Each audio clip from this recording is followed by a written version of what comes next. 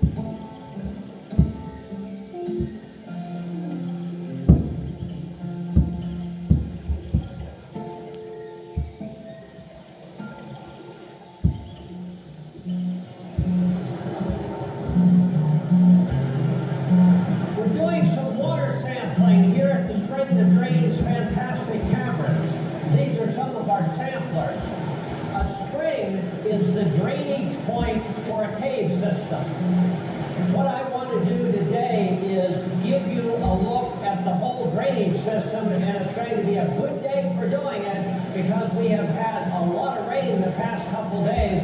Why the spring is so large. Water goes into the cave system through things like sinkholes and then moves through the cave and discharges here at the spring.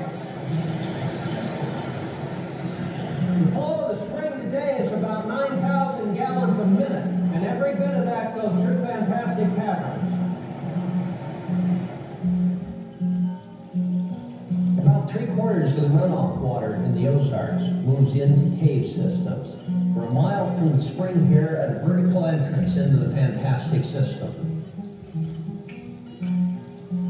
This is one of the most open sinkholes in the whole Fantastic Cavern system.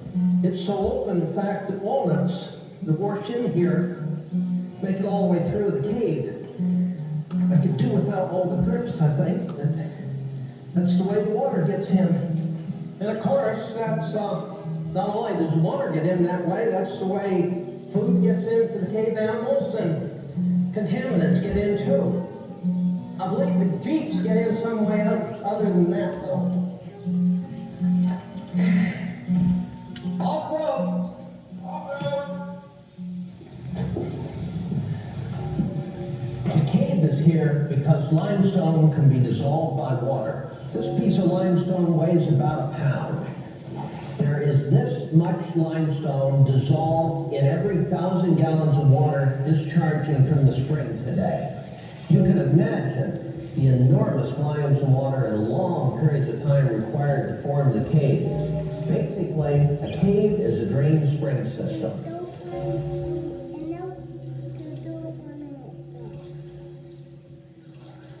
Since caves are part of spring systems, storms can flood them and make them dangerous. This isn't your normal Ozark float trip.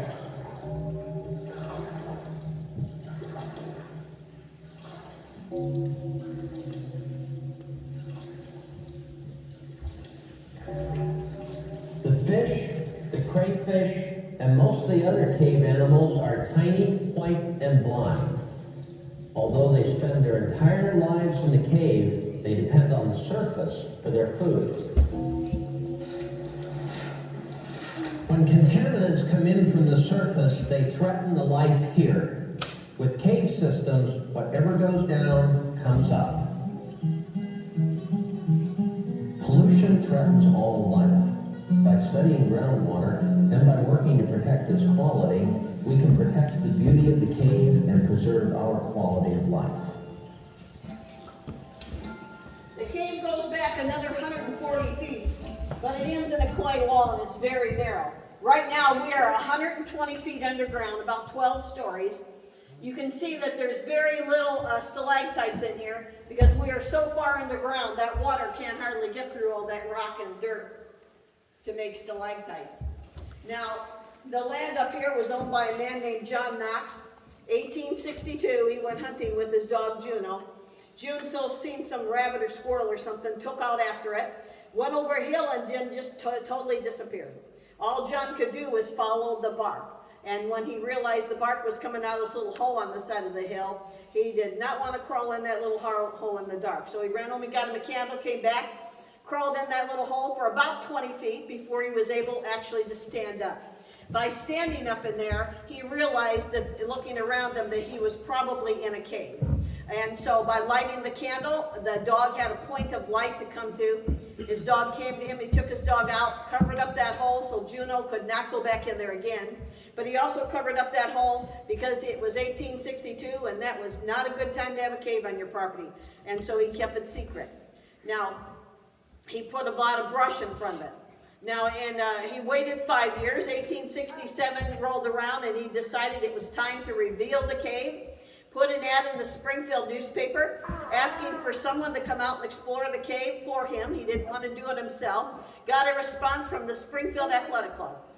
They said they wanted to try it, and so they made arrangements to meet in 2 weeks. And when they went out to his house, he was probably a little surprised or shocked to find out that the Springfield Athletic Club turned out to be 12 teenage girls. They were ages from 13 to 19. Now, the newspapers back there said that these girls were experienced cave explorers. They had been in many caves before, but nobody had been in this cave because nobody knew this cave was here. And so, being the first ones in the cave, they really wanted to mark memorialize the fact that they were the first ones in the cave. So on our way back, I'm going to show you on the side of the wall, they found a spot that was flat enough that they could actually print their names and put the date that they came in, which was February 27th, 1867. This is going to kind of be like a rolling stop. I'm going to warn you before we get there so you have time to take a picture, and then I'll go by real slow. Then when we leave the cave today, as we pull out the backside of the cave, I'm going to show you the hole that the dog actually went into, and the girls would have had to go in too. Now, there has never been any artifacts or anything found in this cave. We think that is because, the hole was so small, and it was not found until 1862. So we don't think Indians even knew it was here either. So there was no drawings on the walls, nothing else that would indicate that anybody else had been in there before then. Does anybody have any questions about the cave while we're stuck here? Anything? Well, I got a question. Okay. How good's your radio and how good's these lights? I mean, if electric goes out right now, we're stuck here. Well, I have a flashlight. I'm just and messing you with guys all have cameras. You know how bright those cameras I'll are. be all right. I got a little light in my pocket. And actually, the well casing you seen back there, you seen there was an antenna on there. Yeah. That is why there is an antenna on there, because there's always a possibility of an emergency, and so we carry radios that are very strong in here, and that antenna kind of helps us to get the word out if there happens to be a reason that they need. Even if just a Jeep breaks down, Yeah. I'm sure you guys don't all want to walk out of here, so we bring another Jeep in here for you. How do you keep bats out? We do not keep bats out.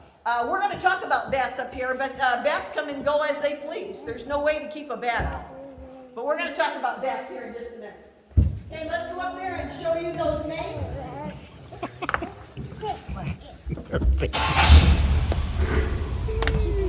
His face. His face was like, he had that. And here's one that's gonna Your live on face head. said it. Oh, man. I got you. I got you right here.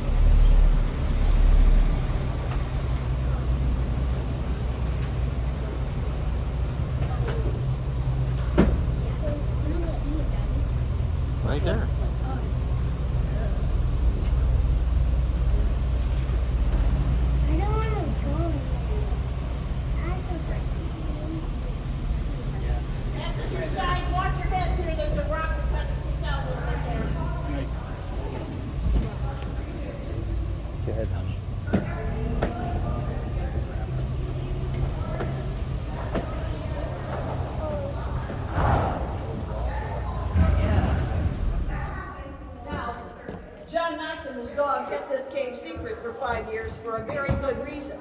Because in 1862, something was going on in this country that actually made it unsafe to have a cave on your property. Do you know what was going on in this country in 1862? Moonshine. No. Civil War. What? Civil War. Absolutely, Civil War. Civil War was going on, not very far from here, just west of Springfield. There's a place there called Wilson's Creek National Battlefield. Very interesting if you get a chance to go out there. Started in 1861, lots and lots of bloody battles over there. Well, in 1862, there was lots of soldiers in this area. And those soldiers actively looked for caves. Now, John Knox did not want them to find this cave. For one thing, they would have confiscated the cave, taken it away from him. Now, the reason those soldiers are looking for caves is because there's something in the soil that they needed, and that there's a mineral in the soil. Now, the only way though that mineral can be in that soil is if you have little brown bats that hang from the ceiling. We do not have little brown bats in this cave. We have bats, they're called tricolored bats. They're tiny little bitty things like this, about the size of my thumb. They do not hang on the ceiling in clusters like brown bats do. They hang in the crevices of the walls, and they hide totally separate of each other. So there may be caves, there may be bats in here. We don't know unless we just see one flying around, or if we happen to spot one with a flashlight. We don't know if they're in here or not. But they come and go pretty often, especially in the summertime. They stay outside in the trees for bugs, but at night they'll come in here. Now, most caves in Missouri, there's over 7,000 caves in Missouri. Most of those caves have little brown bats that hang from the ceiling. Now, when they've been up there for generations, you can just imagine the piles of bat guano that would have been down below those bats. This is what the soldiers are after. They come into these caves and they would build something like this. This is called a leaching vat. And this leaching vat, they would probably have 2 or 3 of these in a cave, depending on how big the cave is. They would come in and they would dig up all that dirt that has that bat guano in it, and they would put that dirt bat guano in these leaching vats. Then they would take buckets of water, pour it over top of all that dirt. They kind of stir the dirt, pour more water, stir the dirt. This process, they're trying to get the water to leach through that dirt. And that process took usually 2 or 3 days for that to start to happen. When they started getting water down below in the bucket, they would probably wait until they had several buckets of it, go outside the cave where they had an enormous fire, and they would pour that water into a big pot over that fire, and they would let that water start to get hot and start to boil. Eventually, that water would have all boiled away. After all that water's gone, the only thing left in that pot is a white crystalline substance, which is called saltpeter. It's also called potassium nitrate. That's what the soldiers are desperately after. They come in and after that water's gone, they scrape that saltpeter out of that pot. They add the potash out of that fire, and they add a little bit of sulfur, and they mix those 3 ingredients together. What do you suppose that made? Anybody know? Gunpowder. Gunpowder, black powder. These soldiers are fighting for their lives, and that gunpowder is probably seriously important to them because there was a shortage of it at the time. So they actively look for caves for that very thing. Now, I said John Knox did not want anybody either side to find this cave, because had they found the cave, whether it was the blue or the gray, didn't make any difference. They would have confiscated the cave. They would have taken it away from him. But not only would they have taken the cave from him, they would have taken everything that's on top of this cave. So if his home was up there, they would have also taken his home away from him, using his home kind of like a field hospital, putting their wounded into the beds in his home and putting him out. And then if he had any kind of cattle, they also had the authority, because of the war, to kill those animals and feed all of their men.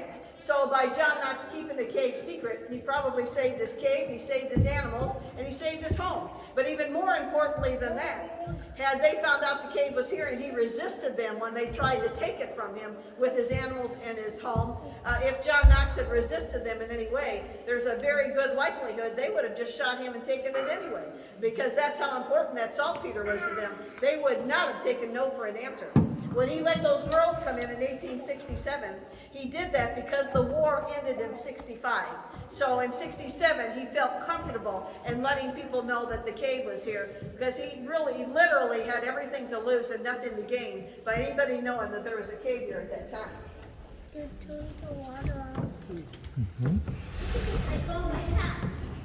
Oh, I guess that's yours. Now, this cave has got an enormous amount of history that I do not have time to tell you all of it, but I'm going to tell you a little snippet of it. In 1920, this area right here was known as a speakeasy, an illegal nightclub, and the exit that we're going out was excavated in 1920 so that they could bring in large barrels of moonshine, some gambling tables, you know, a piano, dance floor, and they had that stuff wouldn't fit through that little big hole that the dog crawled in. So they actually excavated that exit that we're going out here for that very reason. That only went on for a couple of years because something happened and the sheriff was contacted, and then, you know, gambling was illegal and so was drinking, so they closed it down. Now there's reports that they used to have dances and stuff on top of this cave because, you know, when people would drive by, they would see all these cars parked and there's nobody around, you know. Well, people want to know, where's all the people? Well, they're down here doing their partying. So they kind of had dances up there and stuff, so that kind of hid the fact that there was people down below doing their thing. Then in about late 1950, about 1960, this stage was put in. And this stage was put in because this area here turned into a music show. You can kind of still see the lighting up there where they had the lights in here. And because the acoustics in here were so fantastic, they had music shows in here. They had some pretty big names at the time: Ray Price, Buck Owens and the Buckaroos, Bobby Bear played on here. Then they had a family who played on here every Saturday night, and they got to be so popular, they took their act down to Branson, and their names were the Presleys. They started on this stage, so if you get to see their show in Branson, you can say, I seen where you guys started. We're going to go out, and as we go out, there's a couple of spots that's really low to your head. I'm going to shine my light so that you know that they're there, and you know to lower your head just a little bit.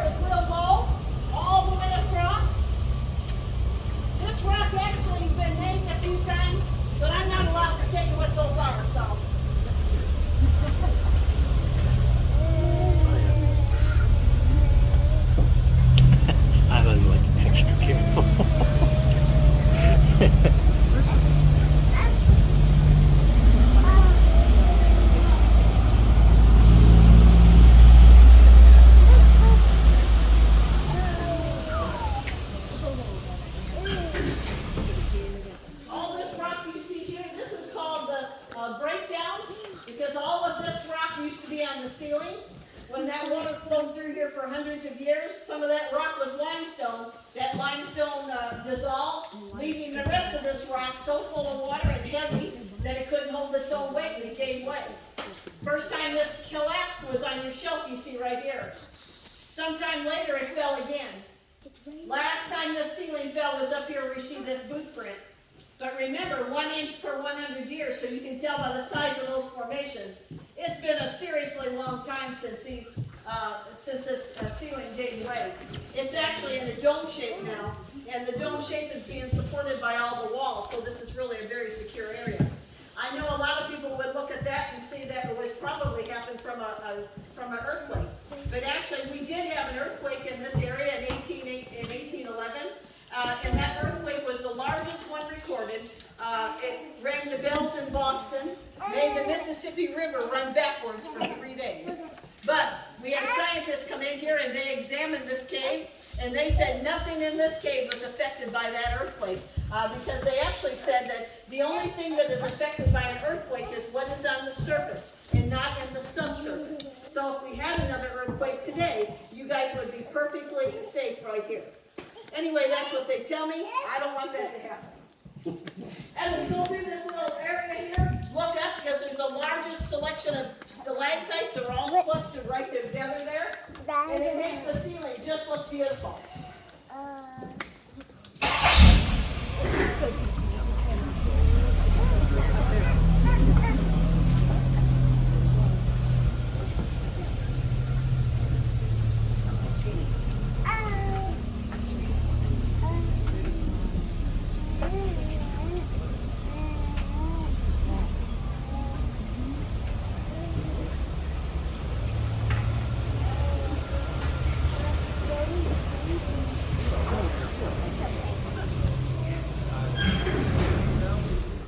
Now, when those first explorers came in, they came in, like I said, they were given a candle. I'm going to show you what this cave looks like now with a real candle, not my cigarette lighter, and show you how much light they would have actually had to walk through this cave with just a candle.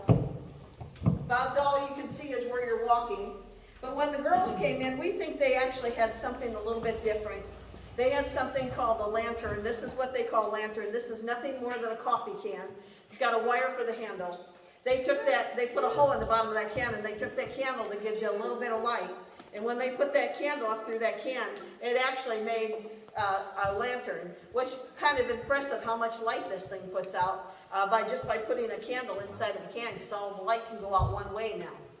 Now we know exactly where the dog came in, so we know exactly where the girls came in, and we know that they came in way up here in the right-hand corner. So in coming in that area here, this is where they would have walked. Their path would have been this path right here, right in front of these two here, and then back there to the back.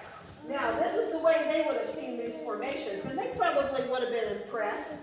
But you know, if they could have seen them the way you guys can see them today, they would have been in awe. Now, before I turn the lights on, I want to show you something real quick. Because this one formation here on the right, it's got cave crystal in it. And you can see it when I turn on the lights, but you can't see it as good as you can when I use my flashlight first. Just because it kind of sparkles with the flashlight. But this is how you get to see it. Now, these are called the twins. They're called that because they are the tallest formations of the cave, and they look just alike, except that you can see by the colors of them, there's two different minerals coming in and they're that close together, two different minerals. But because of the size of the formations in this area, this is called the Hall of Giants, because these are the largest formations in this cave. We are only about 20 foot underground right here. And you can see that all these formations are still actively growing because it's very easy for the water to be able to seep through just 20 foot of ground. Now, for us to get out of this cave, when I come up around this corner here, I have to straighten out my Jeep because there's a formation up around the corner there I come pretty close to. And I don't want to scratch the trim here. So I'm going to be hugging this wall right here I'm showing you. And hugging that wall, I'm only going to be inches off the top of my Jeep. So if you do not know the person across from you, now would be a good time to introduce yourself. Your head is going to be in their lap here in just a minute, so unless you don't bend over.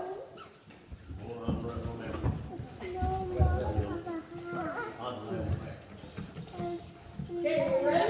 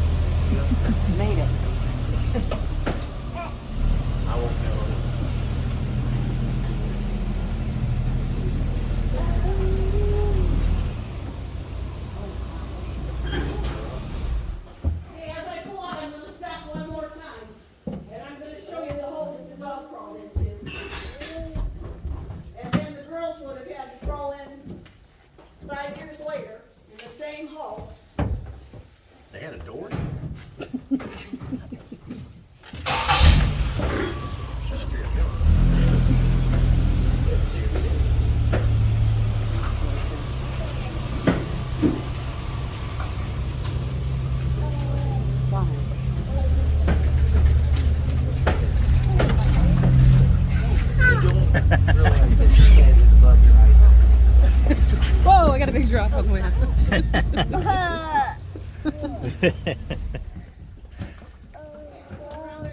Flashlight, because that spotlight with that bright sun is not going to show you it to you. The hole that the dog crawled into, right there. That's where the dog went in. That's where the girls went in 5 years later. And then remember, this hole here did not get open until 1920. So anybody who wanted to do a tour until 1920 had to crawl in that little hole right there too. Now the girls didn't have any trouble getting in there at that time because they hadn't come up with McDonald's yet. So now we don't have any pictures of those girls, and I don't know why, because they actually had pictures back. You know, they had cameras back then. But we have pictures of the last explorers, and they look a lot like you guys. So I'm assuming you would like to have a picture of those people. These are complimentary. There's no charge for them. They're just our gift to you guys for you coming out today. We give one per ticket packet. So you'll have to remind me who all had one. I know that you each had one. And you guys had one.